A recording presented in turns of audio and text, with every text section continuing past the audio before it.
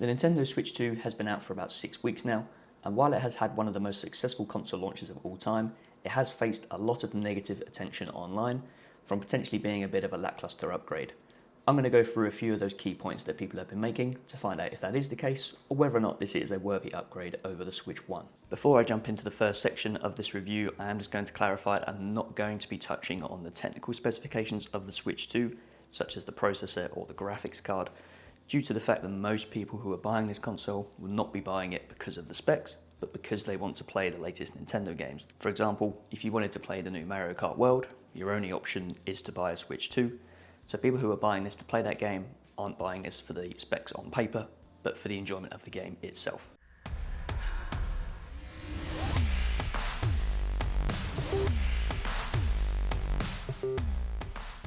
Now the first area that we're going to look at for this console is the design.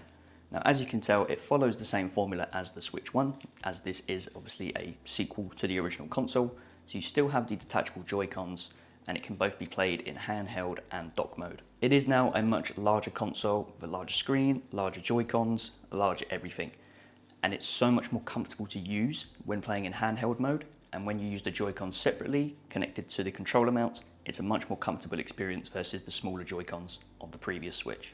The new display on the Switch 2 is also great to look at. Although it's not an OLED model like the Switch OLED and it's just an LCD panel, the colours and the brightness in this thing are insane.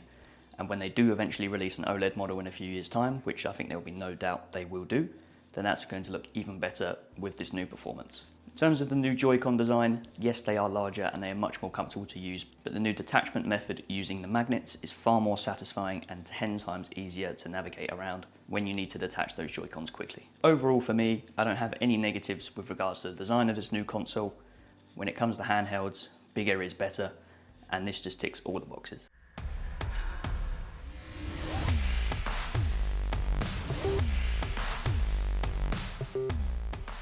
Now the game catalogue for the Switch 2 has been one of the areas which has faced the most negative attention and fire from the media, and to be honest, it's completely understandable. The Switch 2 launched with just one Switch 2 exclusive game made purposely for the console, being Mario Kart World. There are a few games from Switch 1 which have been granted an upgrade pack to bring it up to the new resolution and frame rates. These 3 games being Pokemon Scarlet and Violet, Zelda Breath of the Wild and Zelda Tears of the Kingdom. However, I'm not counting these as a Switch 2 game that's come out on launch, since these were already existing games on the Switch 1. Whilst it is nice to have them upgraded to the latest graphics so that you can replay them if you want to in their full potential, it's not an excuse that Nintendo has only made one real exclusive game for the Switch 2 at launch, and they're using these to try and diverse that portfolio of Switch 2 available games. Now, it's not to say that these are the only games you can play on Switch 2. Any game that is compatible on Switch 1 is playable on Switch 2. But if it hasn't had an upgrade pack like those other games, it's going to be capped at the old resolution and frame rate that the Switch 1 used to play those games at. Now, at time of recording, it is July 16th, so there is another Switch 2 game coming out tomorrow with the new Donkey Kong Bonanza game, which does look very enjoyable. However, it has been revealed already that this game has known performance issues reported by Nintendo, which to me is absolutely mind-blowing. They've released a new, more powerful console to better run their games, and yet the second game that they release has known FPS issues. The only other exclusive Switch 2 game alongside Mario Kart, which again I'm not really counting as an exclusive, just on the pure basis that it's a game that's been out for a few years and has been on other consoles and systems, which is Cyberpunk 2077. And I think if you've not played Cyberpunk before and you're playing it for the first time on a Switch 2, which runs the game at 40 FPS in performance mode and 30 FPS in quality mode, you really need to ask yourself, why am I doing this? That game is better to be played on a more powerful system, such as a higher end PC, or even a PS5 or Xbox Series X at the least, just to at least get 60 FPS. It is one of the best games ever made and has one of the most diverse and intriguing worlds of all of gaming. So it really should be played on a better console, in my opinion. So, whilst Mario Kart World, in my opinion, is one of the best, if not the best, iteration of Mario Kart they've ever made, and you can replay some of your older Switch 2 games, harnessing the full power of the Switch 2. I think overall, the games catalogue for the Switch 2 on launch is very disappointing, with just the one exclusive new game being Mario Kart. As good as it is, it's not good enough to justify one game for an entire new console, which, you know, is £400, if not more, depending on the pack that you choose to purchase.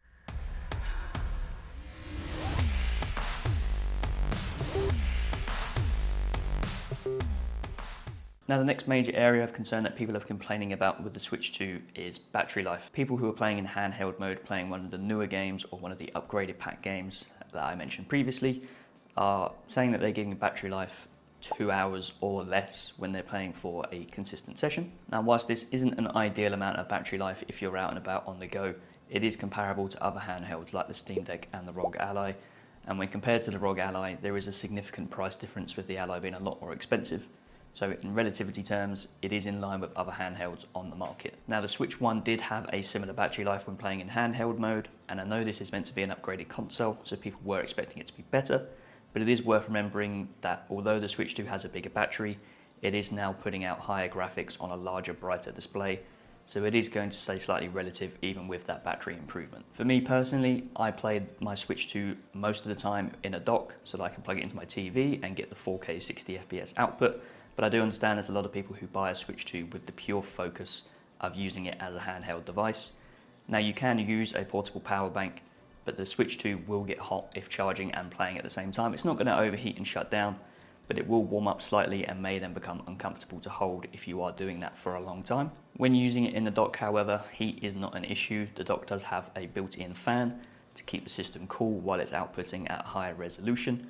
And obviously, while it's in the dock, it is charging consistently, so you're never going to have any issues with battery life. I have used mine in handheld briefly when I first got the console, and it's worth noting I do limit my battery charging to 90% to help preserve the battery life of the console for long-term use. When I played Mario Kart World and Mario Odyssey in handheld, I did notice the battery drop quite quickly, so I do understand the concerns, but I think this is not to be much of a surprise, as of when I mentioned that the Switch 1 was a very similar battery life and that had a lower output.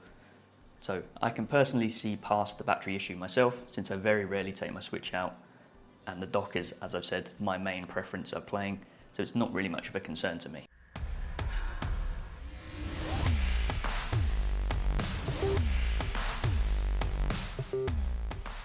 And then my final touch point, and the main area of concern for a lot of people, is the price of this console.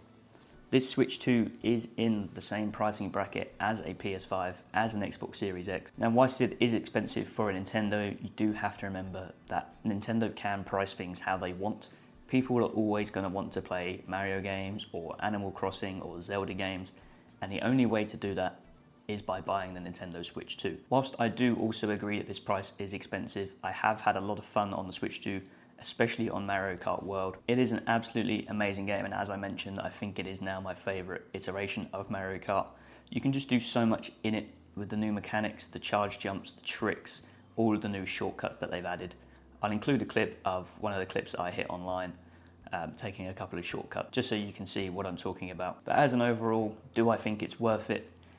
If you have a Switch 1 and you do use it frequently and you enjoy the games that you play, I would recommend the Switch 2 to you. It is only going to improve that experience. The games are going to run smoother, they're going to look better, particularly if you're playing one of the games that have had an upgrade package. For any of you who played Pokemon Scarlet and Violet on release of the Switch 1, you will know that that game ran like absolute dog meat. It was horrid, frame drops everywhere you go.